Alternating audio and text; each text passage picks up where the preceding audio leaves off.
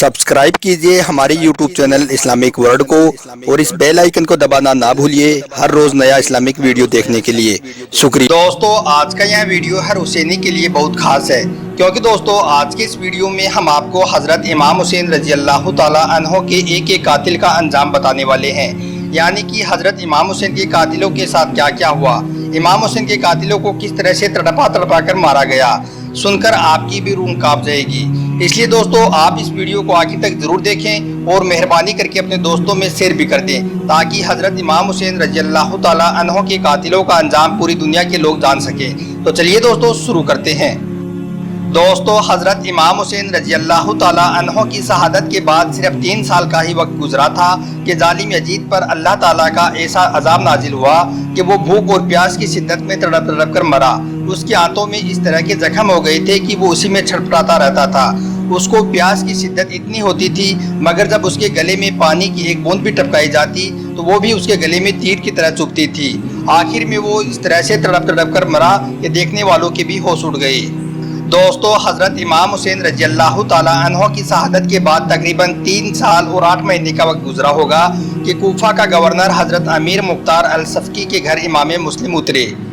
उसके बाद हजरत मुख्तार सफ़की एक आवाज़ उठाते हैं और लोगों से कहते हैं कि ये लोगों, मैं हजरत इमाम हुसैन के कातिलों से बदला लेना चाहता हूँ, क्या आप लोग मेरा साथ दोगे? तो इस पर सभी लोगों ने एक साथ सदा लगाई, हाँ हम भी इमाम हुसैन का बदला लेने के लिए तड़प रहे हैं, हम इसके लिए तैयार हैं। दोस्तों, उसके बाद सारे लोग हजरत मुख्तार सफ़की के झंडे के नीचे आ गए। उसके बाद हजरत अमीर मुख्तार सफ़की ने हजरत इमाम हुसैन के भाई मोहम्मद बिन अनफिया को एक खत लिखा और उसमें लिखा कि हम हजरत इमाम हुसैन के कातिलों से बदला लेना चाहते हैं, क्या इसके लिए आपकी इजाज़त है? तो इस पर हजरत मोहम्मद बिन अनफिया ने लिखा कि अगर आप हजरत इमाम हुसैन के कातिलों से बदला लेना चाहते हैं तो इसमें मुझे कोई भी एतराज़ नहीं है। यह सुनकर हजरत अमीर मुख्तार सफ़की का हौसला और बुलंद हो गया। उसके बाद उसने तमाम लोगों को एक जगह पर इकट्ठा किया और इस काम के लिए आगे बढ़ने लगा। हजरत इमाम हुसैन के कातिलों को चुन चुन कर वो मारने लगा, यानी कि इन्होंने हजरत इमाम हुसैन के कातिलों की धरपकड़ शुरू कर दी। सबसे पहले इन लोगों के हाथ लगा सिम्र, और सिम्र को पकड़कर हजरत अमीर मुख्तार सफ़की के सामने पेश किया गया।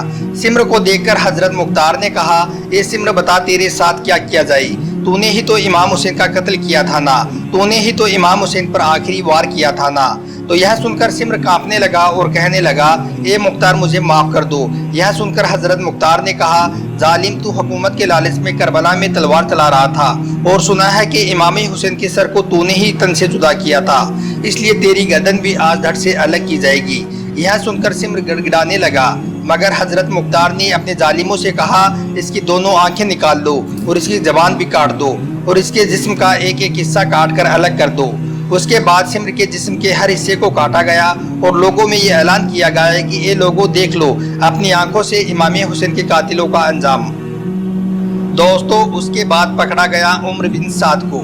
जब हजरत अमीर मुख्तार सफ़की ने अपने सामने उम्र बिन साद को देखा तो कहने लगा, ए उम्र, तूने जालिम यजीद का साथ क्यों दिया? तो उम्र बिन साद ने कहा, ए अमीर, अब मैंने सियासत में हिस्सा लेना छोड़ दिया है, अब मुझे किसी भी चीज़ का लालच नहीं रहा है। तो यह सुनकर हजरत मुख्तार ने कहा कि काश जिस दिन तूने इमाम हुसैन पर तीर चला रहा था उस दिन अगर तू यह सोच लेता तो शायद आज तू बच जाता। उस दिन तू छोटे छोटे मासूम बच्चों पर और औरतों पर तीर चला रहा था।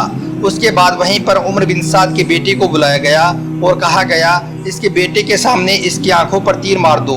तो उसके बेटे ने कहा, इस बात को मैं कैसे बर्दाश्त करूंगा?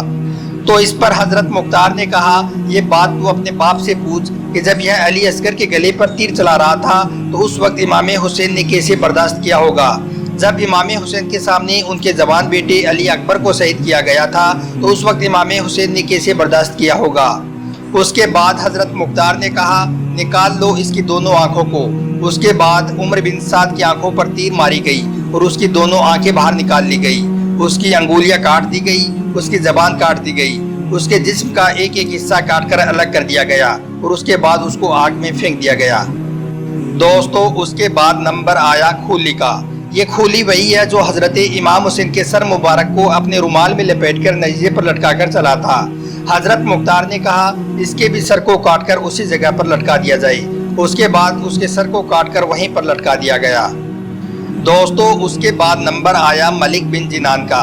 मलिक बिन जिनान को पकड़कर हजरत मुख्तार के सामने लाया गया तो उसे देखकर हजरत मुख्तार ने कहा, जालिम, जब तू इमाम हुसैन के सर को तलवार से जुदा कर रहा था तो उस वक्त तुझे ये पता नहीं था कि तू किसका कत्ल कर रहा है और तुझे इसका बदला भी देना होगा।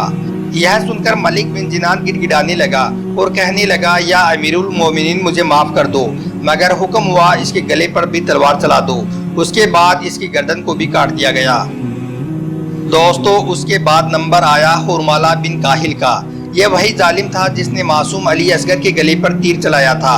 इसको बांधकर ऊपर लटकाया गया और हुक्म हुआ कि इसके गले पर तीर मारो। जब इसके गले पर तीर मारा गया और जब खून बहने लगा तो हजरत मुख्तार ने कहा, ए हुरमाला, बता अब तुझे कैसा लग रहा है। चुनांचे इस तरह से इसको भी तड़पा तड़पा कर मार दिया गया। दोस्तों, उसके बाद इब्ने जियाद को पकड़कर लाया गया। जब इसको पता चला कि इमाम हुसैन के कातिलों का बहुत बुरा अंजाम हो रहा है और उन्हें तड़पा तड़पा कर मारा जा रहा है तो यह भागकर पहाड़ियों में जाकर छिप गया। उसको वहां से पकड़कर कोफा लाया गया और इसे वहीं पर खड़ा किया जहां पर इमाम हुसैन के सर मुबारक को रखा गया था। उसके बाद हजरत मुख्तार ने कहा, बोलो क्या कहती हो, सिर्फ 6 साल गुजरे हैं, तुम्हारी हुकूमत कहाँ चली गई, कहाँ गई तुम्हारी बादशाहत। तो उसने कहा, ए अमीरुल मोमिनीन, मुझे माफ कर दो, यजीद ने हमें धोखा दिया है। यह सुनकर हजरत मुख्तार ने कहा कि तुमने भी तो इमाम हुसैन को धोखा दिया था, धोखे से उन्हें बुलाकर शहीद किया था। उसके बाद हुक्म हुआ कि इसके दोनों हाथों को काट दिया जाए, इसके सर को भी काट कर अलग कर दिया जाए, इसके जिस्म के हर हिस्से को काट दिया जाए और उसके बाद इसके कटे हुए सर को हमारे सामने रखा जाए। दोस्तों, उसके बाद उसके सर को काटकर सबके सामने रखा गया। लोग उसको देख ही रहे थे कि इतने में एक सांप कहीं से आया और उसके नाक के अंदर चला गया और उसके बाद वो मुंह से वापस बाहर निकल गया। उसके बाद कभी वो मुंह से अंदर जाता और नाक से बाहर निकल जाता। उसने ऐसा कई बार किया और उसके बाद वो गायब हो गया। सारे लोग यह माजरा देखकर हैरान और परेशान हो गए।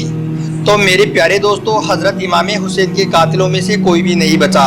कोई जलकर मरा तो कोई तड़प कर मरा, सभी के चेहरे काले पड़ गए थे। अगर इमाम हुसैन के कातिल हजारों लोगों में भी खड़े होते तो लोग उनको पहचान लेते थे ये इमाम हुसैन का कातिल है। और यही नहीं, यजीदियों की सबसे बड़ी सजा ये भी है कि उनकी नस्लें खत्म हो गई। आज उनका नाम लेने वाला तक कोई नहीं बचा है, जबकि हजरत इमाम हुसैन रजी अल्लाह ताला अन्हो क़यामत तक हम सबके दिलों में जिंदा रहेंगी। अल्लाहु अकबर।